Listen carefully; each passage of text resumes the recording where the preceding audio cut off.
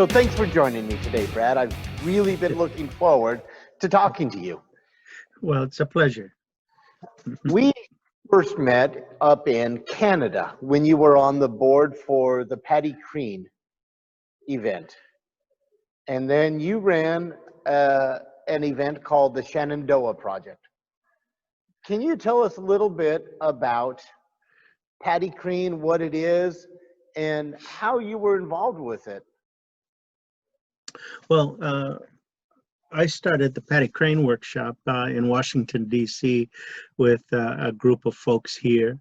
It was a very small group, but my friendship with Paddy, I felt was a really special one, and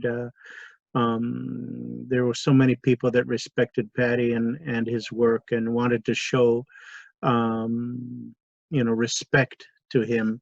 So we created the first Paddy Crean Workshop really to, by accident. It was a workshop that we were going to raise money so that we could fix Paddy's roof, because it leaked. So we said, hey, let's do a workshop. And a lot of folks came to see Paddy, and it slowly built over the years into a kind of camaraderie. We were able to successfully build a camaraderie and a kind of an international cooperative group.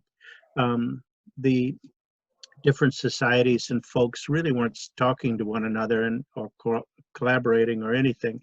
And the whole idea was to build a coalition of people who want to just get together and share and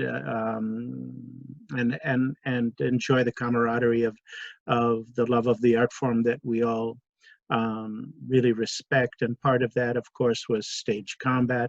Another was stage movement. Another aspect was historical martial arts.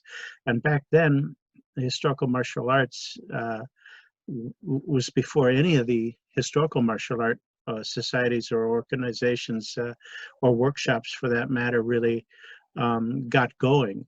And I'm proud if the Paddy Crean Workshop was able to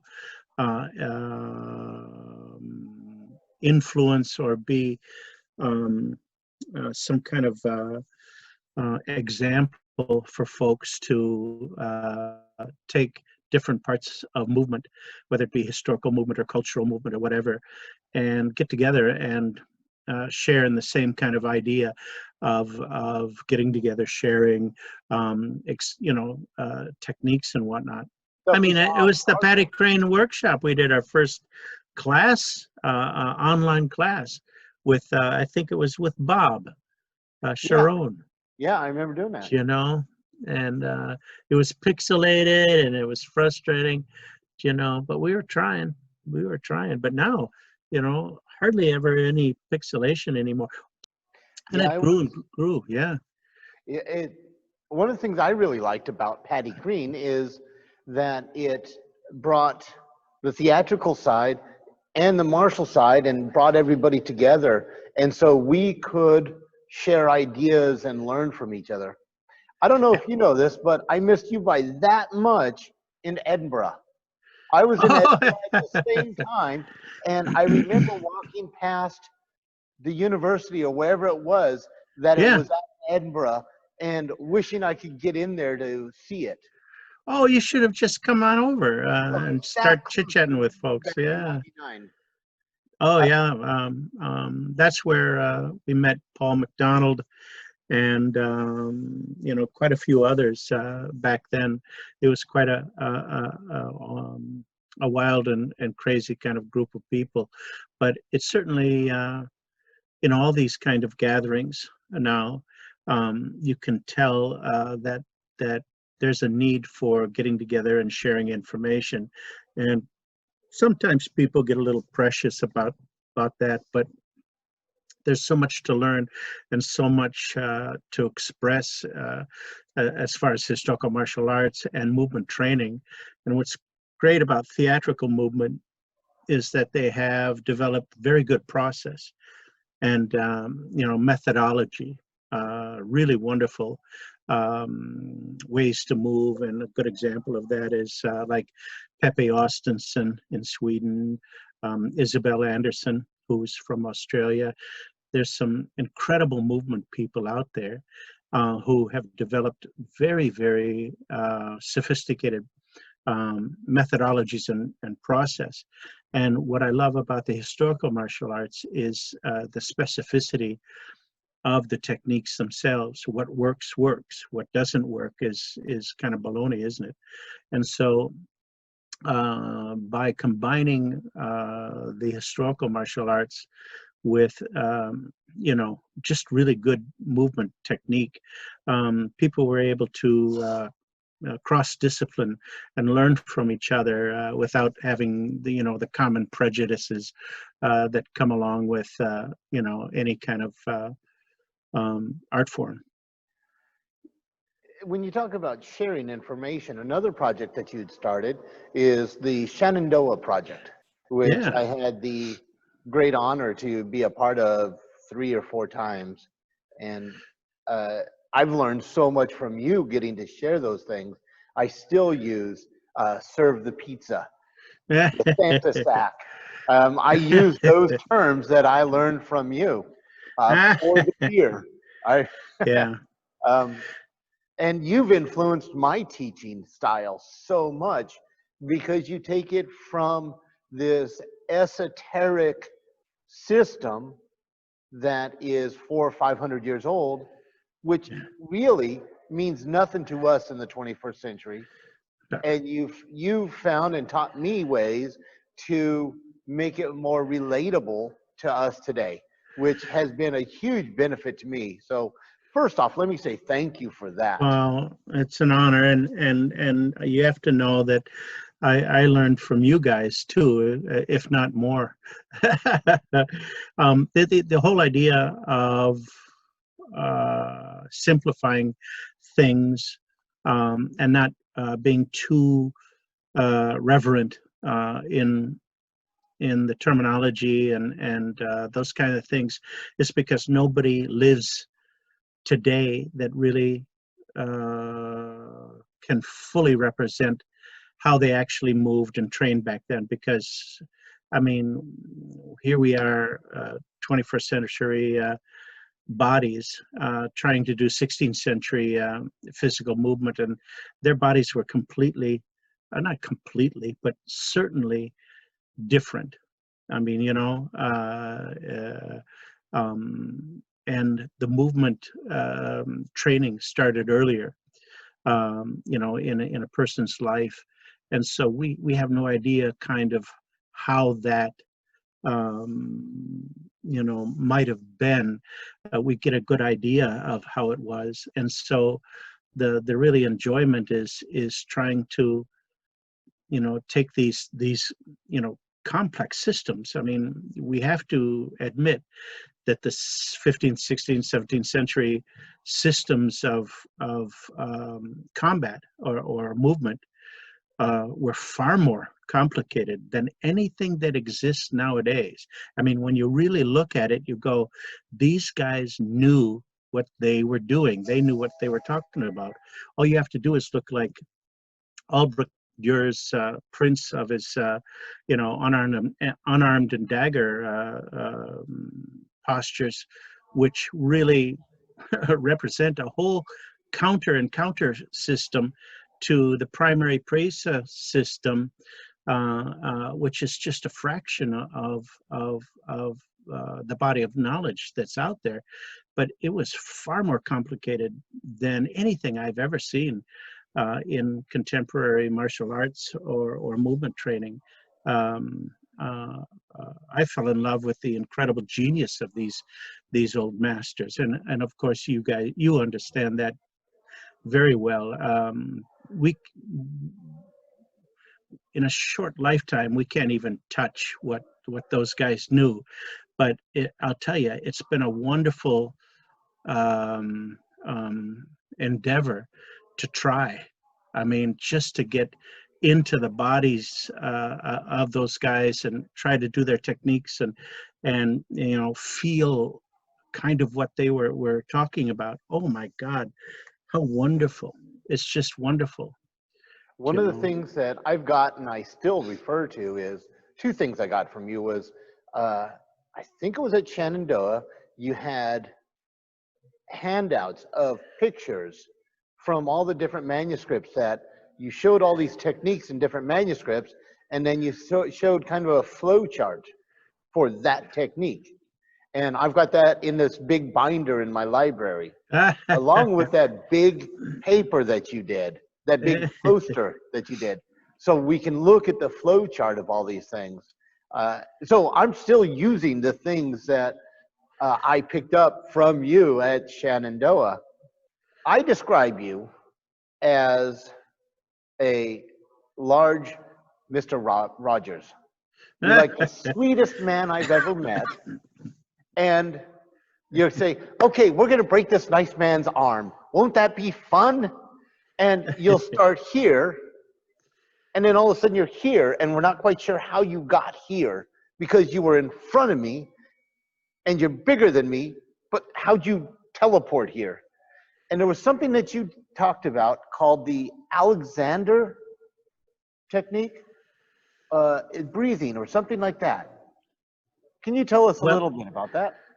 I found in the examination of these systems that their complexity to be able to understand them. So what I would do is branch, much like Silver did, branch the techniques, much like a computer program in a way, and try to get into the head of these, systems of movement.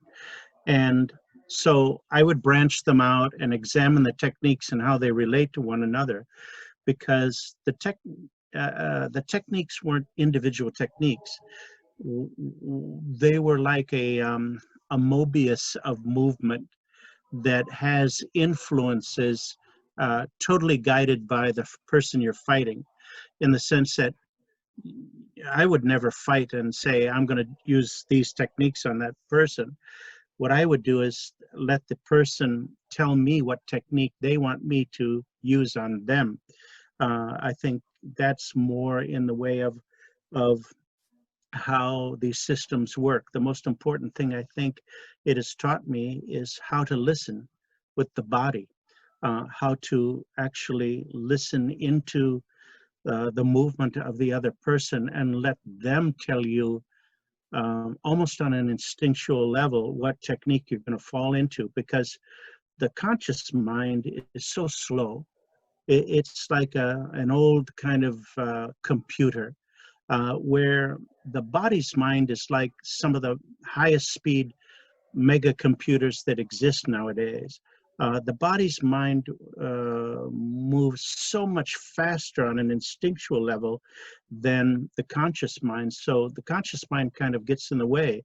You train the techniques, and then you allow the body to express these techniques on not on a conscious level, but on a subconscious level, because that's where the body's rhythm and tempo exists. So the ability to read another person, which you've done some really wonderful work on, in the way to read the body of the opponent and see the shifts in weight and intent and all those kind of things, much like a football player, you said once. And the idea of that is that the more you train yourself to listen for these techniques, the more the body will respond in the moment of an action, based on your training. But you allow the training to take precedent in the body, and guide your response. So you really don't know exactly where you're going or what you're doing, but the body does, because you've trained it into the body. And the more you can focus your mind on listening and being in the moment, and then I mean in the moment, the better. I don't know if that makes any sense. It does. And in fact, what I wanted to say was these physical techniques are relatively easy. Those are easy to drive in, to learn. The Yeah, art of listening is the hardest skill any I of us agree. as Yeah. humans will ever have to develop to interact with another human being or even with our surroundings. But as you said earlier, we have to learn how to listen. Yes, that's right. That's right. And so much of the Yeah. skill of listening is to get our ego out of the way Oh, so that yeah, we can listen to it. that's right. That's right. Yep, yep, yep. And I think You know, actually when we take that to wrestling or grappling or knife or sword, stick, yeah, whatever you want to use, I hadn't thought about it in these words before, but our ego says, I want to move you here right. because I want to overpower you, or I want to control you, or I want to do something, as opposed to, well, you want to go here, so I'm going to help you go here. Because That's as I right. tell my guys all the time, you want to fall on your face on the ground. I'm a nice guy. I'm going to help you do that. That's right. That's right. I mean, if they want to fight, then then they might as well, you Yeah. know, fulfill their wish and dream. And as nice human beings, we will help We them. can help them. That's right. Um, because one of the drills I like to give people, and this is for developing a cut, is I use a coffee cup. So if I want to give you my cup to have a drink, I don't do this and then hand it to you because that's awkward and hurts my wrist. But if I do this, I'm in a straight line and I'm supporting it the whole time. And my cut is the same way because I'm Yes. learning to listen, Yeah. Yeah. and that is the true skill. Yeah. Yeah. Listen to the weapon, and it'll tell you how to move. Listen to your opponent, and they will inform you the process in which the technique that you will use within your process, and the ability to listen, and this is kind of part of what I'm exploring these days. There's a kind of a quantum aspect to it all, in the sense that a young student will learn music, which will also allow that student to have a better disposition to mathematics, and the same is opposite, mathematics and music. The same goes for the body. There's a Saffir-Whorf kind of Whorfism kind of thing going on where if you train in these this art form, it'll open up areas of the mind that are not even related to movement. And that's the best way I can explain it. But I bet you if we opened up some of the folks that have been doing this for 30, 40 years, you'll find that their mind has developed, as far as, gray matter and how it's structured, in a particular way that allows them to be better listeners, be better human beings. I mean, some of the nicest and most thoughtful and kind people that I've ever met were masters of movement, and you know this as well as I, and that kind of camaraderie or that kind of understanding is meaningful because you have something to identify with other folks. That's why there's great respect we show one another going into a fight, um, because that other person is you doing the same thing, and you would want that respect, of taking decades of movement and putting it into a moment with another human being. That's a remarkable thing. That's a Yeah. remarkable thing, I think. You used a word there that I really like, that I use a lot, and that's understanding. Because too often we look but we don't see. Oh, that's We right. Yeah. don't understand. And the idea of understanding is so much beyond just here. Yeah. It's in your mind, but it's in your heart. It's in your fingers. I remember doing a drill with you where we touched palms, closed our eyes, and then followed somebody around. Then we did it where we were grabbing forearms, and then we did it in the clinch. And I've taken that and I've used it in my armor class, which is a lot of fun because here in the school, I will I will have waltz music really loud. So I've got people in full armor, clinched and waltzing. And as soon as you feel a balance shift, that's when you push a hip or you push a shoulder. Yeah, yeah, But now it's exactly. taking it out of our physical contact because we're in armor. Yeah. And you have to really learn to understand what the body's doing so that you know when to move, because as you said earlier, they tell you. You're Yeah. not forcing it. Yeah. And if you can hear it, your body will respond to it because it's in there. You know, you've done these things literally thousands of times. And I'm so grateful to so many of my students who have fallen to the ground countless times so that I can learn and you know, learn the delicacy of this art form. The trouble is that we're mortal and we get old. Speaking of movement, you're one of the first instructors that I ever worked with who married 21st century technology into 16th century studies. And I remember you walking into a room with us one time with this big bag, which was this giant touchscreen computer. And it's the first one I'd ever seen. Now they're everywhere, but back when Yes, you did yeah, it, it was a new concept. And we were able to zoom in on parts of the illustrations. yeah. And you've been doing a lot of work with technology and movement. Can you tell us a little bit about that? I'm probably one of the most luckiest people I've ever known because I've been able to play Peter Pan all my life. I mean, my whole life has been, you know, with sword play and, you know, shows, operas, ballets, you know, classical theater and all, the whole shebang. And it's been, oh my goodness, a wonderful ride. But all along, when I moved here to Washington, D.C. in '88, the first thing I did was got a reader's card over at the Folger Shakespeare Library.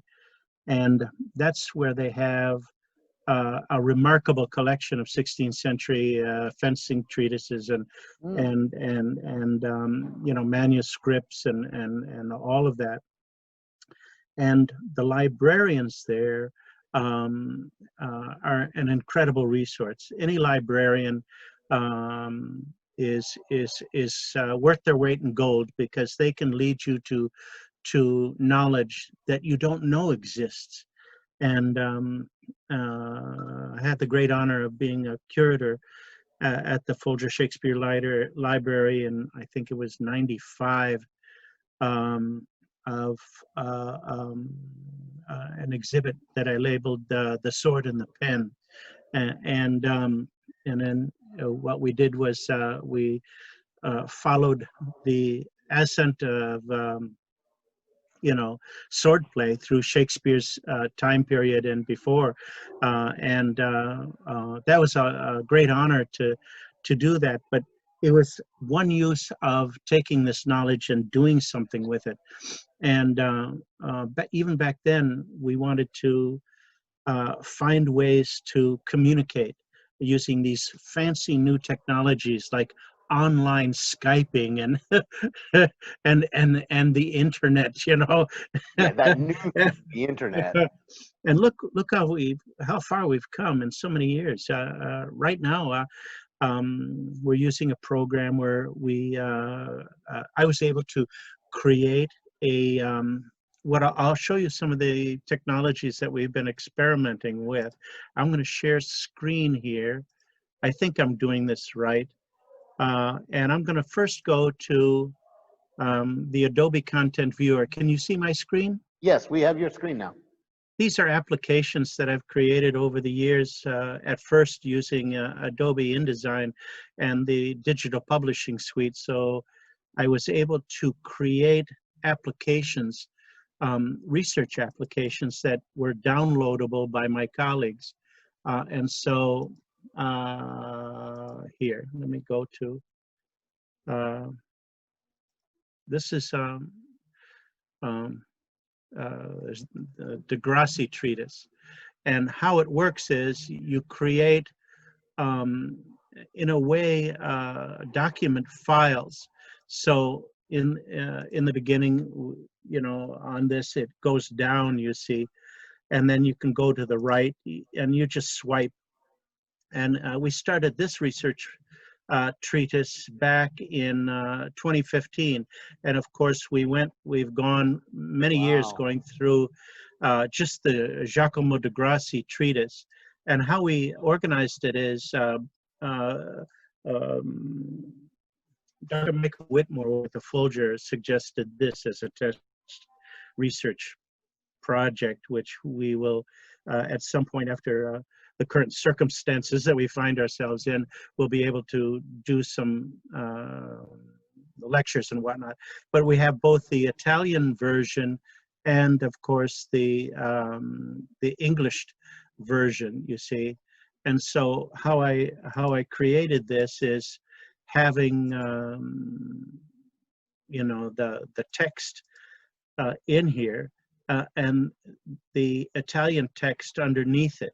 So sometimes it was just English text, and then you know, we can, you know, get to the different aspects of that. So we have the English down here, and then the Italian up here. And see, then I had Siobhan Richardson put in vocals, you see, and so we would go through this, you know, doing the various things that we do on footwork and whatnot. And each week we would, you know, hit a chapter, much like a lot of folks do their research.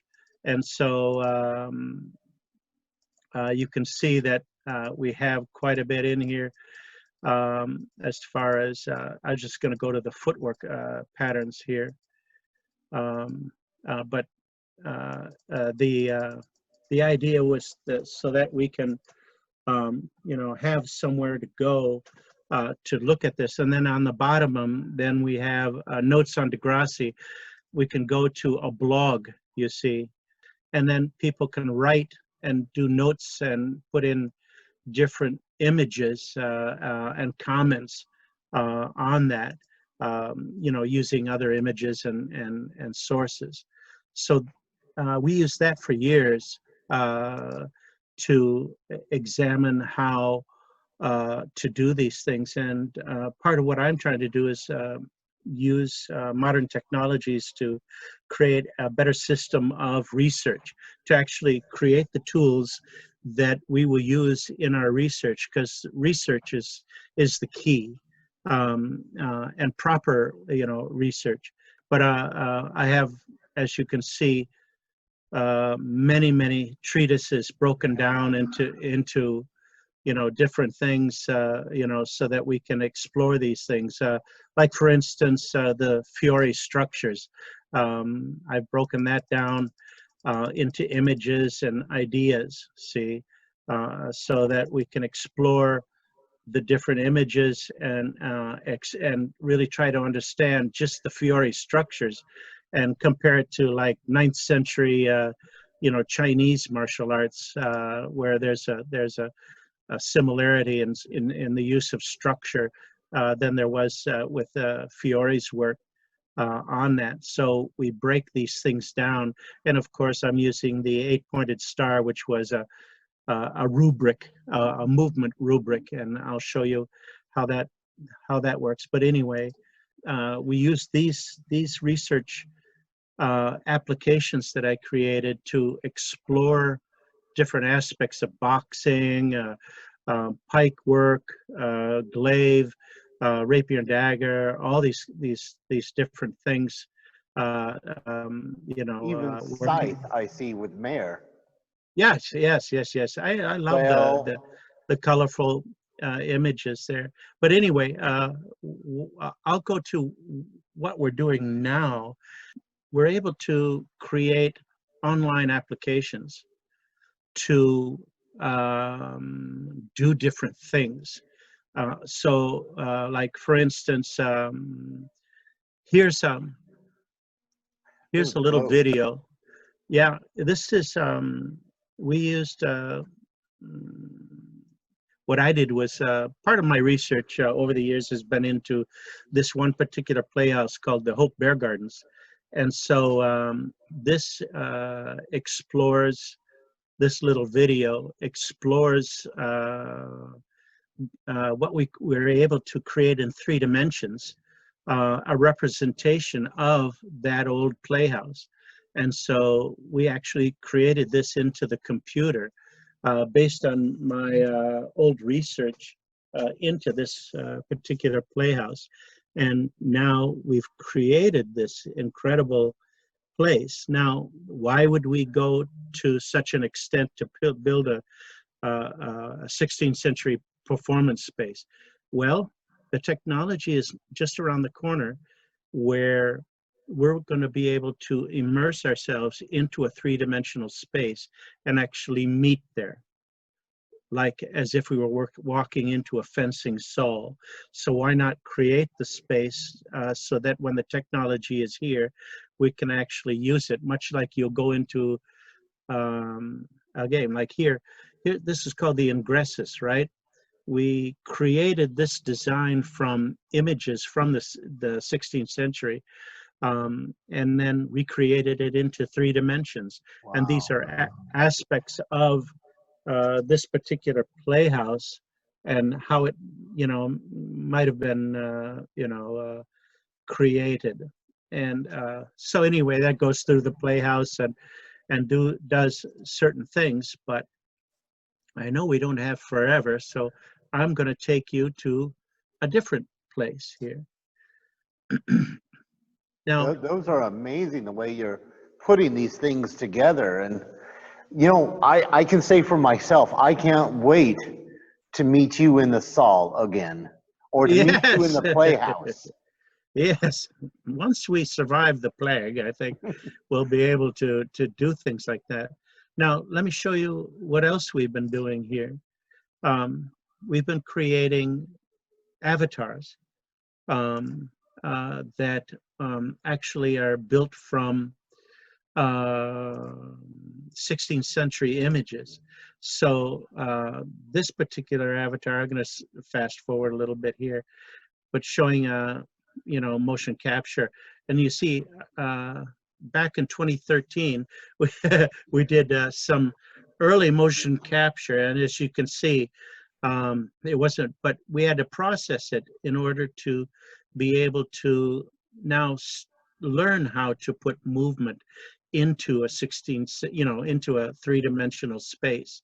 And of course, there were no gloves back then that allowed us to get finger action and stuff like that. So we took these Dürer images here and actually started to design a 16th century, really 15th century avatar. Let's see, I'll just go to a little bit here. And so we had a 3-dimensional sculpting of the Dürer images that we were trying to create. And so these are, if you're looking at a kind of a Frankenstein, this is putting the body together to breathe life into it using 16th century movement and motion capture technologies to capture that movement and try and put it into the body, which has been a kind of a fun little thing to do. But you can see that it's a long process to create an avatar, create eyes, to create textures and skin and beards and whatnot. Now, then what we have to do is we have to put that into our experiments of motion capture. So here's some of our earlier experiments, taking motion captured movement and doing certain, movement to see if we can put it into you know, to put it into the body. Right here is an example of a smoke dance done by Michael Nephew, who who's an American Indian dancer. And it's, you can see that the motion capture is crude, and we haven't learned how to do it quite yet back a few years ago, but we're certainly experimenting with cloth simulation and, of course, historical dance as far as American Indian dance. And so, but we're getting better. What this little sequence is the sequence of the Fiore sequence elements. You have air, of course, and then wood and fire, right? And the inside, fire, and then we have water, and then, of course, we have earth. And then it repeats. It's just a simple little sequence, but it's one of our earlier experiments as far as taking movement that we've motion captured of historical movement, really, and, place it into an avatar. And so we are certainly getting there. And then, of course, combining the two, where we have actual historical movement in a historically designed avatar within a historical environment. And so it won't be but a few more years where we'll be able to ourselves be able to go into a 16th century fencing saw that we've created online, and you and I will be able to exchange information. And it'll be many years until we're able to really make this kind of technology work, because both you and I know that there's no replacement for, being, you have to have body against body. But certainly these tools can be used for teaching and interacting and those kind of things. Let me show you how we've taken this now, and actually you can put on HoloLens and Oculus Rift and those kind of things, and we've created our own little 3D viewer, see? And so we can move these things around to be looked at and explored. And as you can see, we have a long way to go as far as cloth simulation and all these things. So this is an older thing. There's so many things that we're trying to work on, but you can move these movements around. This will be a good teaching tool as far as movement. So imagine any kind of sword technique or those kind of things being used on your website on that. And that's an older version. You can see the problems we were having with the feet, and of course with the avatar and the cloth simulation and those kind of things. So, this is an older version, but we can actually put, yes. If we start now, maybe in a decade or so, we'll be able to really use these tools in a three-dimensional environment, because the reason is we could really use these technologies now, couldn't we? Yes, especially with us having to be separated from each other as we are now. Yeah, but I think these will be good research tools that we're experimenting with on that, so you can see the progress. You can see these a little bit. And of course, the different movies I'm putting together for promotional materials for the Historical Movement Archive, as far as research, the archive itself, workshops, training, performances. See, this technology will eventually evolve into live broadcast, so that you could do a class in 3 dimensions and have maybe a dozen or so in your own fencing saw joining you on a class, but you might have 100,000 people with their you know, Apple glasses joining you around the world on a class, you know. So these technologies, everything is open to the possibilities of opening up our own work as far as movement researchers and teachers, and you know, really um, using the technology. That's the kind of technology that we're trying to work on. We've been actually putting together a proposal for over a year for Tencent, um, because they came and I did a little presentation for them, and they're interested in what we're doing as a cultural preservation project, because they're going to want to preserve their culture, which a lot of it is martial arts, dance, you know, of the different periods and stuff. Now they're interested in actually preserving it. So we have a common interest, and hopefully we can, you know, get something going. But of course, the virus is, you know, I've also stopped been. everything. Is there Yeah, a go way ahead. that people can support your projects? Oh, yeah. I mean, yeah, money's the key. I would welcome folks to go to our website. It's just a test website for now, but it's historicalmovementarchive.org, and it's the website is just being created. It's not even professional yet, but it shows the technologies we're playing with. But on the bottom, if you scroll all the way down, there's a way to actually donate to our fundraising efforts at George Mason University. The money actually goes into the university and then they give it to us. We're just now starting to walk the research program into the university. What's exciting about it is this research program will eventually evolve into a center for historical and cultural movement and a studio dedicated to archiving movement. So that, let's say, Steve, your work, someday you're going to want a home for it. There really is no archive for our kind of work yet, as far as I know. I want to create that place where not only your movement, but your books and papers or whatever you want can be digitized and actually be there for future scholars. Yeah. It's an archive of not only three-dimensional work, but of course, you know, two-dimensional documents and whatnot.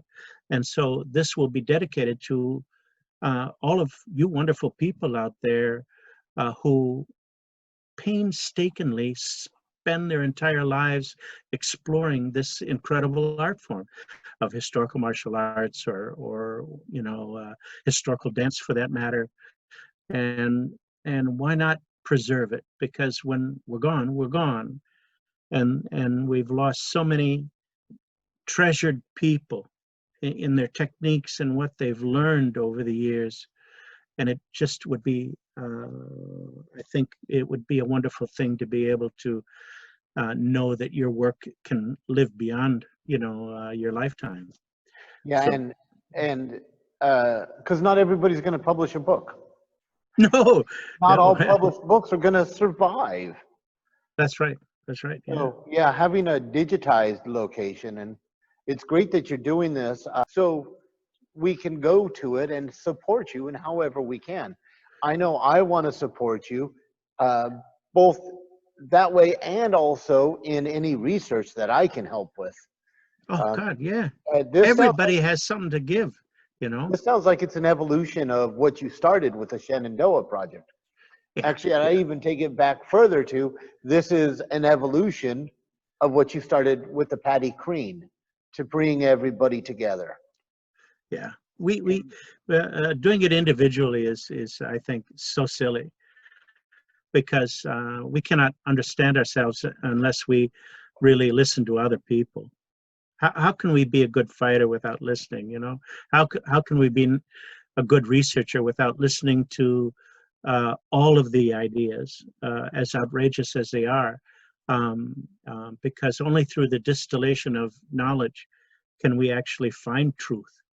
And the same goes for the distillation of technique in the body. How can you find truth in the body without actually interacting with somebody else? Yeah. You know, you know.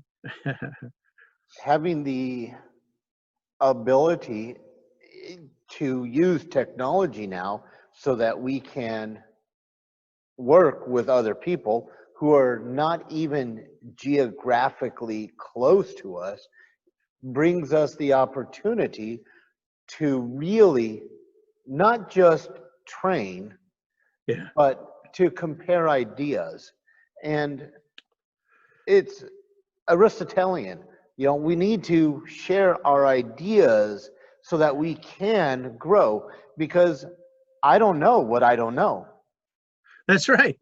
That's right. And Exactly. I mean, that's a perfect way to put it, really. I mean, we can ask the question, but we can't supply the answer. You know, that's the whole method, isn't it? it's such a fascinating thing that you're working on, and I can't. I'm really excited about watching it progress and watching it grow and finding a way to be a part with you. Ah, And so, I mean, it's so exciting what you're doing and the way you're marrying old technology and new technology. well, thank you. And the most important thing is that everyone keep researching, keep sharing your knowledge. There's no better reward than teaching someone.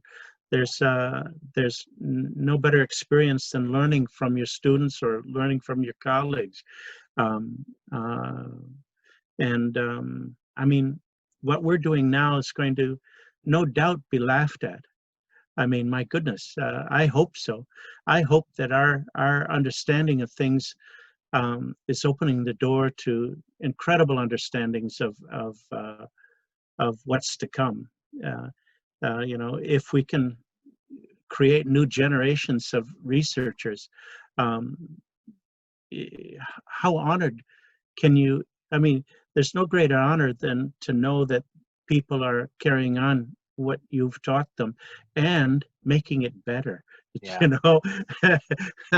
And regardless of how silly our work may look in 30, 50, 150 years, every journey starts with one step. Absolutely. I And mean, look what we've done in a lifetime.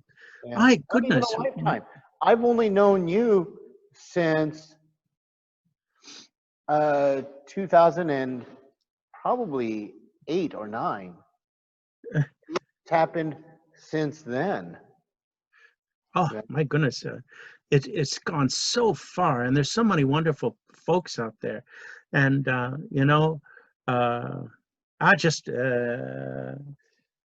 this whole interview has been a joy. I'll tell you, because it brings back so many happy memories of the work that we have done together, and the folks that we have known, and teachers that we have experienced. You know, this is fantastic, man. Well, thank you so much for joining me today. It's always a pleasure to talk to you, to learn from you, and to hear of all these wonderful projects that you're working on. Can you Oh, tell us the name of your website one more time? sure. Um, Historical Movement Archive, all one word, .org. Um, and I apologize for it just starting, you know, out and is not finished yet. But I think it'll. We don't even have the vocals in most of the movies yet. That'll be going in over the next 2 weeks. But take a look at that first movie, and that kind of shows the intent behind what we're trying to do. And then the other movies, as the vocals go in there, take a look at them. And I think my email's on there. I welcome you guys to stay in touch and everything. Fantastic. I will share that around, and I know it's going to be a great thing to watch. So Yeah. thank you so much for taking time to speak with me today. Well, you're welcome, buddy. It's good to see you again. You as well. All Stay safe, righty. my friend. All right, you too.